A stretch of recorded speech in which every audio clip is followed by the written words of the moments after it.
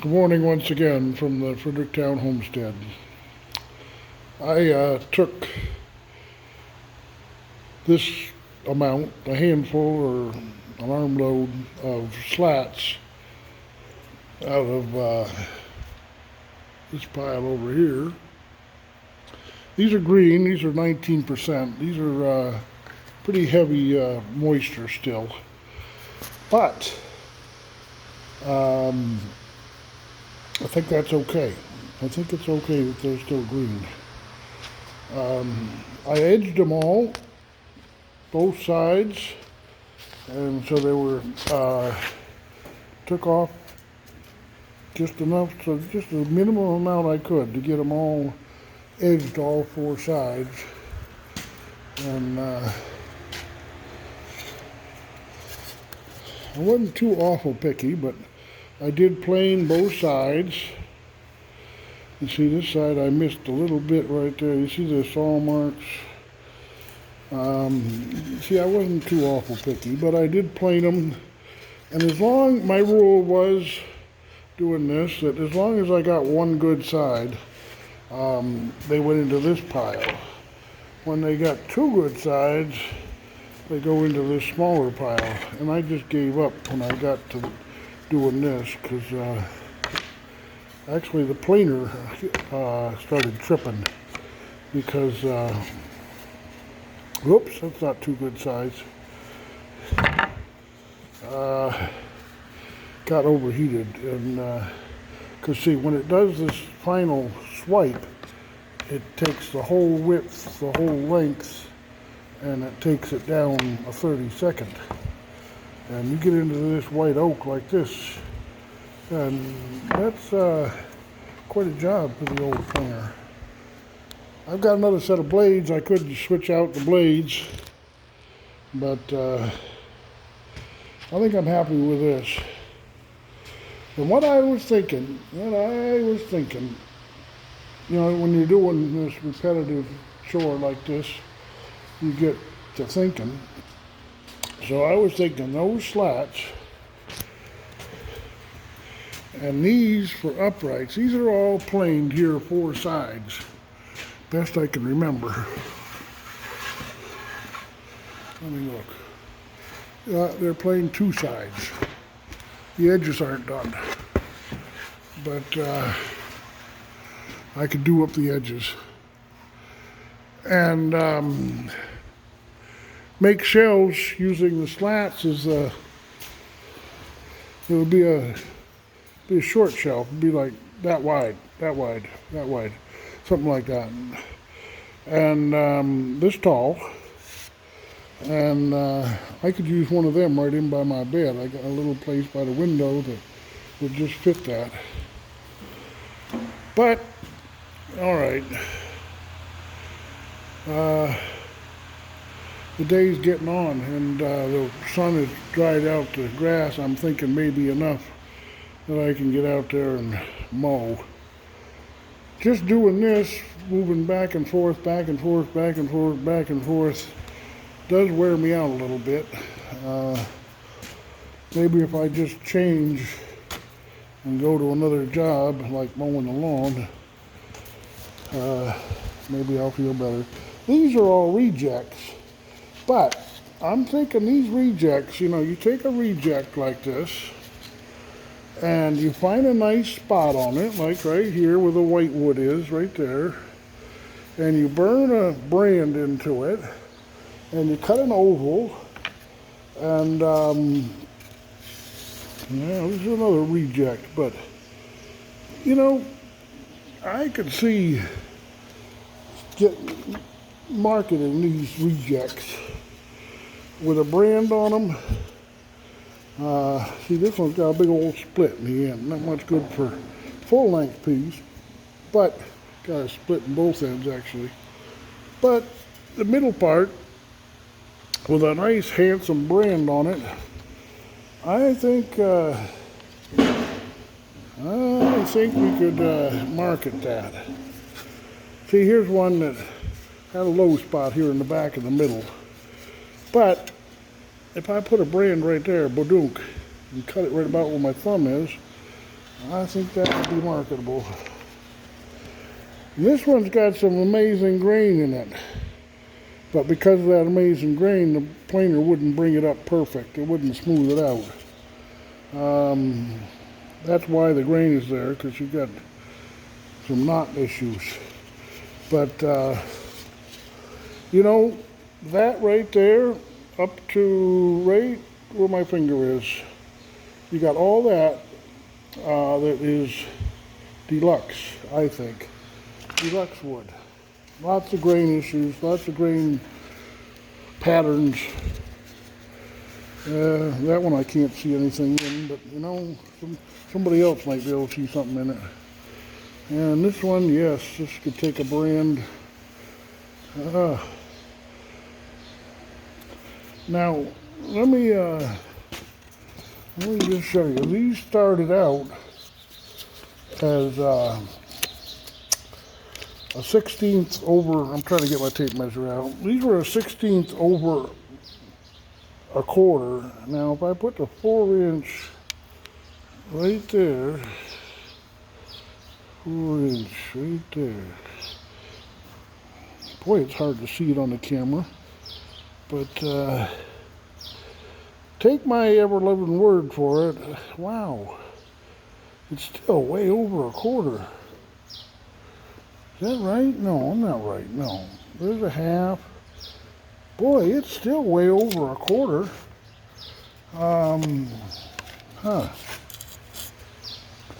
My eyes failing me. I thought that was just about a quarter. 4 of those would make a inch. No, but yeah. But whatever thickness they are really don't matter for what I'm doing. I run them through the planer until they come up clean. Once they come up clean, they go in this pile. Well, this is clean one side pile. That's clean both sides. But clean one side, you know, if you're doing shells, you wouldn't mind if you had that little bit of uncleanness on the bottom side of your shelf and had that beautiful shelf there.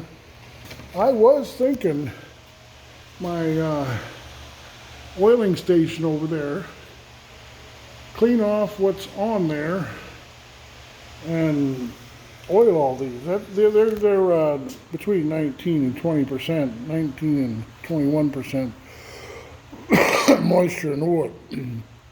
So they're technically green.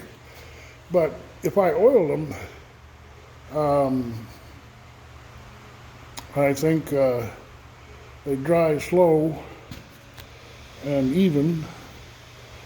And now you see a piece like this, it's got a big old nasty crack in it. It's hard to see on the phone.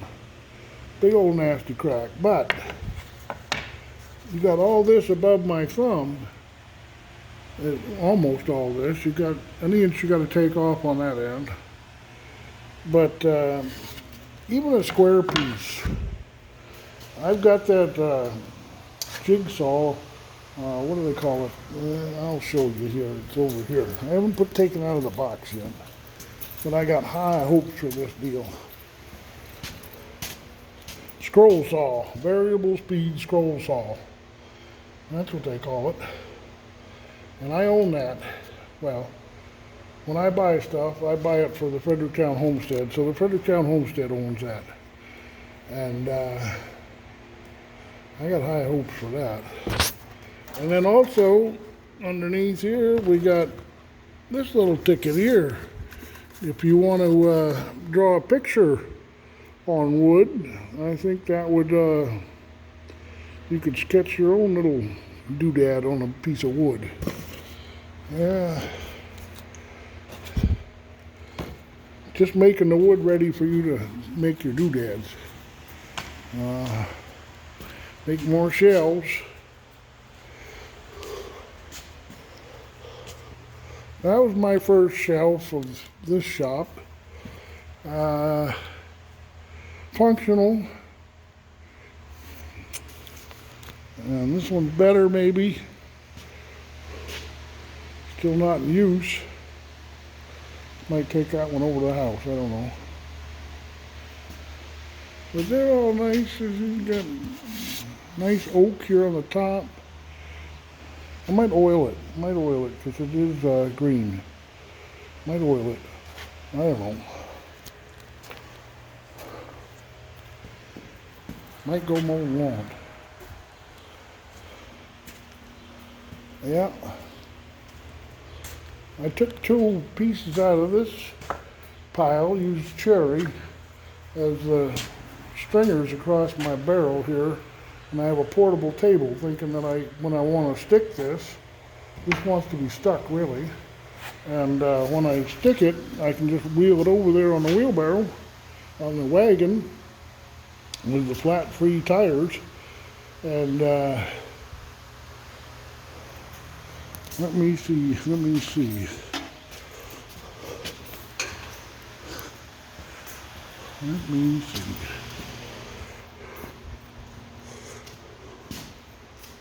See, I'm thinking I might find something with a nice top on it, like maybe that thing right there has a nice top, or I don't know. There's this piece here. Is it sacrilege to stack wood on antiques? Here's a nice dresser. I might stack right on top of that dresser if I can get it down. There's this piece. The trouble is when you start that high up, although you don't have to bend over to start, you don't have so much room to stack because you get up to a certain level and it's very hard to stack. I see I could stack a whole lot more on these. Yeah. I got my stickers here. Be nice to run out of stickers. Be nice to have enough stuck. I run out of stickers. But these are drying. See, the fan's down there the other side of that. The air kind of slows through here. It's not ideal because ideally you want the air coming in this way where you don't have the stickers to stop the airflow. But I think there's enough airflow here in the Quonset hut, and it does warm up in here because of the sun. All my thoughts.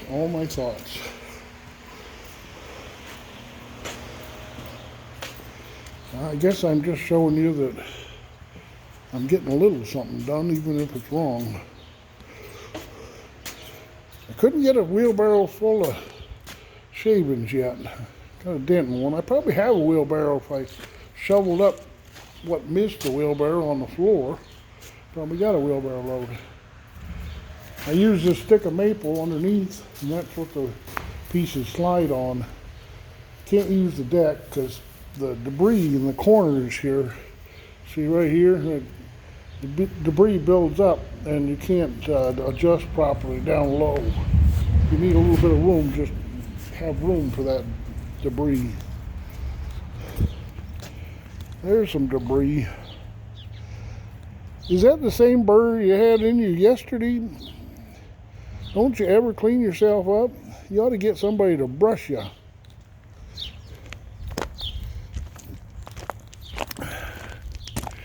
Is the grass dry? If I walk through the grass, do I get wet boots? This is the part I mowed already. Oh, I don't know. Not quite yet, huh? Not quite yet.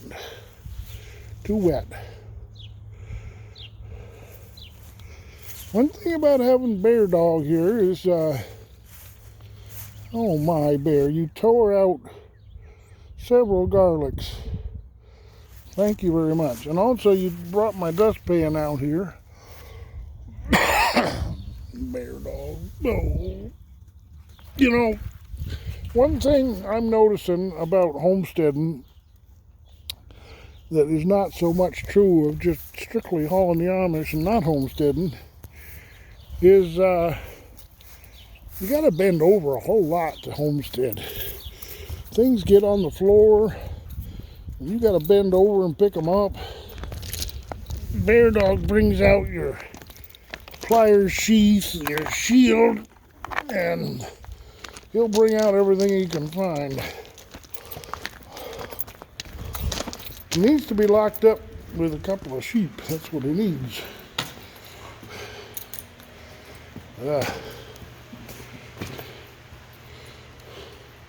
Stumbling around with the camera in my hand. I hope you don't mind.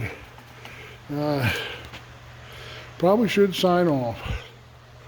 Go out and mow the lawn or whatever it is I'm going to do. I could run the rototiller. It's nice and moist. Maybe that's what I'll do. Maybe I'll run the rototiller a little bit.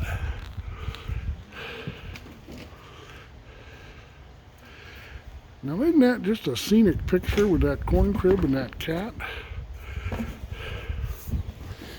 Bear Dog! Hey! You and the cat. Alright, if you'd like to be a part of the Fredericktown Homestead, there is an opening here as of now. Don't know when it'll get filled. Hopefully soon. But I need a family, a couple, or just the right individual to come and live here full time. We've got over a square mile of property on this land, this farm, and we can use about anything we need in a strip going down from here down the road. What I've discussed with the landlord is, the guy that owns it anyway, is using a strip down the side of the road here, about 200 yards, about the distance from the road behind my van there out to the end of the garden with the radishes in it. That strip, and you run that for 2/3 of a mile. I don't know how many acres that is, but it's certainly not all going to get used this first year. But it's all there, and it's all owned by the same people. And the land's, I rent the land. The rent's $500, and I'll pay my half. The land is in a trust, and it cannot be sold, divided, or built on. And I got a 2-year lease here. And the agreement we have with the landlord is that as long as we're improving the place, we can stay here. When we start not improving the place, then you might reconsider. But that's the agreement I have. So I'm looking for somebody to come and live here. I need somebody. I haul the Amish, and we're right in the middle of an Amish community, and I haul for a lot of different communities. I'm going all the way over to DeGath, which is a 69-mile run just to pick up my customers to take them up to Wisconsin next week. And this weekend I go over to Apple Creek in Holmes County and I pick up a family. I'm not sure where we're going with them, but I'm going for the weekend. I need somebody here to feed the cats and the dogs and the sheep and the pigs and whatever else there is. Right now all there is the dogs and the cats, but we really should have a lot more on this place. Should have pigs, should have sheep for the Bear Dog to be a livestock guardian dog. He's an Anatolian Shepherd.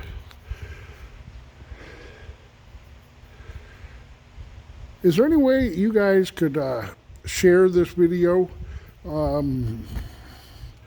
I'd like the word to get out that I need somebody, and if you know somebody that might be looking for a place to homestead and can't afford the land, I don't own this land, you won't own this land, but you can use it for what I call the foreseeable future.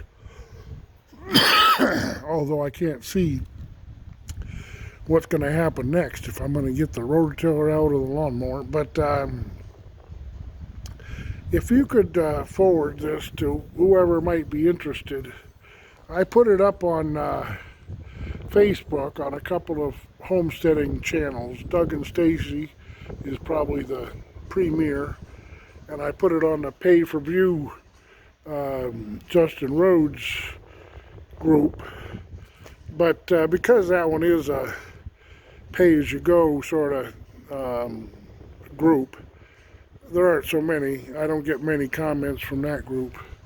And the other one I do is to put it on is just called Homesteading, and that one you have to be juried. Each post has to be juried to see if it passes the muster to be on there. And I got quite a following on that one. But I need somebody to bite the bullet, come here and pull up stakes where they are, and come here. There's any amount of work here, both on homestead and off. For an income, every business around this area is advertising now hiring, whatever it is you want to do. If you want to haul the Amish, there's lots of that to go. All I asked is that you're here enough so that you could do the chores when I'm not here. That's kind of what I'm looking for. Somebody that'll do chores when I'm not here. And somebody that wants to homestead. Somebody that really wants to homestead. Part of homesteading is a community. And we're in the Amish community, so I'm not Amish, I never will be, but I'm a part of the Amish community. And if you come, you'll be part of the Amish community. And then there's the online homesteading community. I really want to be a strong piece of the online, so that's why I post on both Facebook and on YouTube.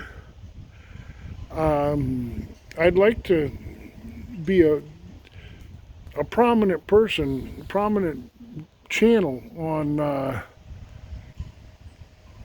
YouTube.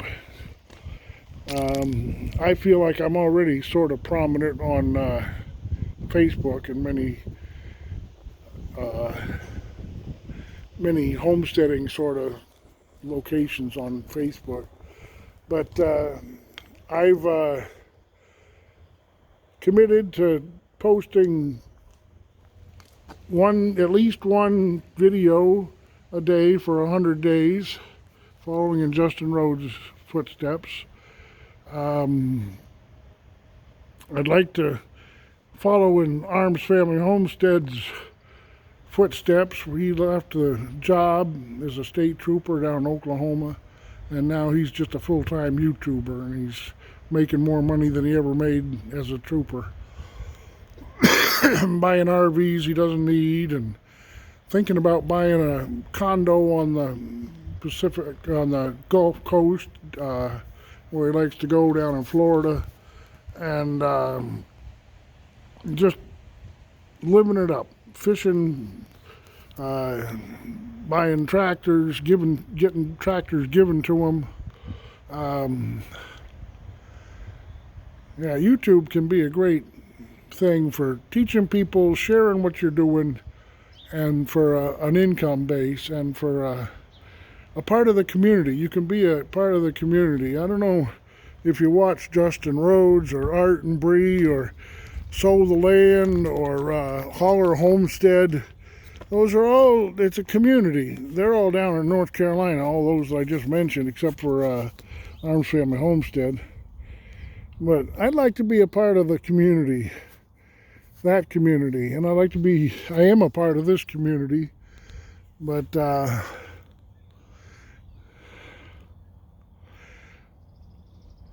spread this, share this video if you know somebody that would like to do this. As far as how long it's going to last here, I can see my end is coming. I'm not as healthy as I was. I'm getting older. I was born in 1951, and I don't know how long it'll last. But like I said, we can stay here as long as we're improving the place. As long as the rent's $500 and I pay my half. We haven't had to pay rent yet because of all the improvements we've done. But even if we do have to pay it, it's affordable, especially for a homestead this size. So, I can see by my clock on my phone that I've been on too long. So, my email address is Jbtgemilker, like I milk cows. I answer that. I look at that email several times a day, and I answer all the emails I get. I try hard to. Give me an email. Share this